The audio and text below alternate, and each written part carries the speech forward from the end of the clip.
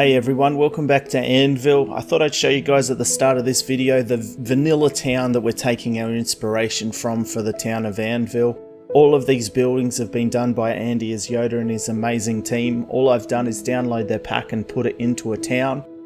We then transfer it over onto my Conquest server and we try and upgrade each of the individual buildings in this series. Now, as we're trying to upgrade these buildings, we don't attempt to completely overhaul them. We really want to try and capture the inherent charm of the original vanilla build, so we don't detract too much from the original ideas. We just try and conquestify them a little bit. This video here, we're going to be doing the charcoal maker. I haven't actually seen too many vanilla builders attempt to create a charcoal maker, so I had to include this in the town. Logically, this would be a little bit further out, but we're just going to have it in the industrial area of Anvil, because it sort of makes sense to have it be close to the sawmill, which we've already upgraded in the Conquest, and near the blacksmith as well, as both those locations will be able to supply and use the product from the charcoal maker. So this is the building here we're going to be upgrading, and we'll see you guys over in Conquest.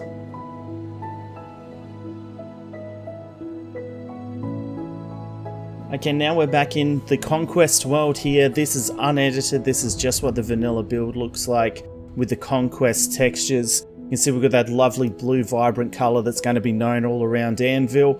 We'll take a little bit of a look around. Some of the texture work that the Conquest team have done already elevates this to a crazy degree. We're going to be able to edit quite a few of the details here and really bring it into the Conquest world. Like I said, we try not to edit the shape and style and feel of each of the buildings. We just try and elevate the build a little bit with the Conquest tool sets that we've got available to us. Now here you can see the sawmill that we've already done and the blacksmith that we've already done. And now we'll be doing this charcoal maker, and we'll probably knock out maybe one or two of these houses. We'll see how we're going for time. I really look forward to seeing what this is going to look like out the other side of this upgrade. This was one of my favourite little builds to bring across of Andy, so let's get it into that time lapse and that storytelling. The charcoal maker had lived in Anvil for his whole life. He was always a big man, and his physique and quiet personality meant it was easy for him to get work at the charcoal makers.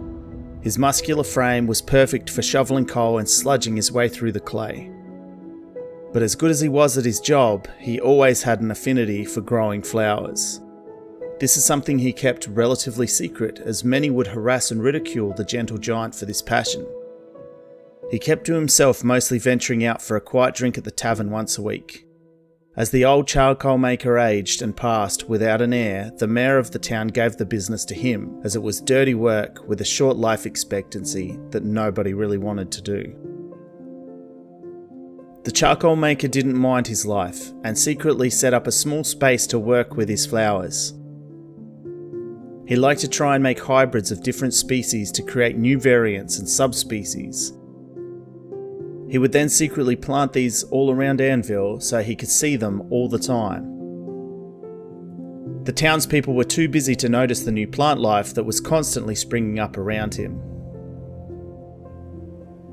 One night at the tavern, a new barmaid was working. She had come down from the capital of Sanctus and had the palest skin the charcoal maker had ever seen. He was immediately smitten with her. He kept bringing her flowers and she would dismiss him, saying flowers would not pay her room and board. Eventually he left the lady be, as he did not want to harass her, and went back to his life of working the charcoal mounds and secretly planting his flowers at night. While planting a particularly pale breed of poppy he had created in honour of his unrequited love, the charcoal maker heard a scream. He didn't have to go far to find the source. The pale-skinned barmaid was being harassed by the drunken sawmill owner. He hated that man, but needed him for the wood he provided. The charcoal maker could not abide the assault though. Regardless of the result, he decided to take action. As the drunken sawmill owner bared down on the woman, the charcoal owner reached down with one burly hand and easily lifted him off the ground, while still delicately holding the flower in the other. He dismissed the flailing man's protests, saying he would ruin the charcoal maker's business as easily as he flung him into a tree. The assailant screamed in pain and hobbled off as fast as he could. "You're safe now," he said to the gal. "What were you doing out here?" she asked, looking at the beautiful white flower in his hand. the trauma of what happened and the fear of a potentially new assailant fresh in her mind. Embarrassed, the charcoal maker replied, "Oh, I like planting the flowers I create, but I do it in secret." He looked down at the flower and continued, "I named this one Saintly." As soon as he took his eyes off the girl, she bolted, still petrified. When she got home, the charcoal maker's words finally sunk in. He creates the flower. He had a pale flower that he'd named Saintly. That was what Sanctus, the town she was from, translated into, Saintly. He had made her the flower. He had made her all of those flowers. The next day, she asked the charcoal maker to marry her. A few days after, the drunken sawmill owner disappeared, and there was talk of a new person taking over that business.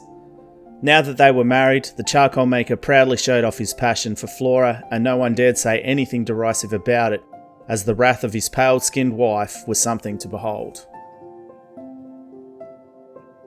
Hey guys, welcome back. I hope you enjoyed the story about the charcoal maker and his wife. Decided to keep one a little bit more positive this time than the previous stories have been a little bit darker, so it's nice to tell a bit of a nice story.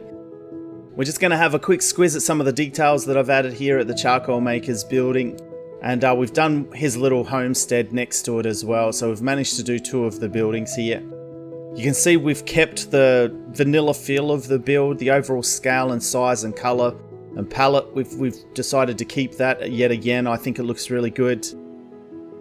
If we come in here, we can see the little secret area where the charcoal maker is splicing together his flowers and trying to create new species of flower and pursuing his passion. And out here we have where the actual work is done for the charcoal maker. We've got these charcoal mounds here. There's one here that he's just broken open. And he's about to shovel that charcoal out of it. It's all ready. And there's one here smoking away, turning the timber into charcoal on the inside. We've got his little clay pit down here, so I've put this in here to sort of represent how he would actually surround the timber with the clay and mud and dirt and things like that. Basically, he lets a little bit of water in here to help like make the clay. The leftover bits he throws in there, and he actually sources dirt from other areas as well to bring in here to create the sludge-like material that he uses to make the mounds. He's got a bit of storage here for the charcoal in the back, just keeping it off the ground and sort of keeping it a little bit clean. Around the back here we've got his storage, where he keeps a lot of the timber that he's actually puts inside the mounds, that he sources off the sawmill over there. So it's nice to have him nice and close to that industry, and then he's also close to sell the charcoal to the blacksmith and also to the foundry that's just down the road there, so it's a pretty good location for him. Here we can see his little house. Again, we've maintained that vanilla feel of the build. We've just sort of enhanced it a little bit. It's really important for this project that I keep Andy Iziota's original sort of style intact, and we just sort of enhance it a little bit with those Conquest features that we've got. Pretty simple living in here as well. Pretty much the standard is basic living for a lot of people through these small towns. Probably a lot nicer than they would have actually had, furniture-wise and material-wise and things like that. But I like to elevate that a little bit generally within a fantasy world. I think it just makes things a little bit more interesting. Overall, I think the build has come up really well. We've still got that house there to overhaul, which we'll probably do when we do the foundry there. So this whole side here will be done. There's a lot of layering work that's gone in for the details, and we've also changed the lampposts here a little bit. We've simplified them a little bit around the town as well.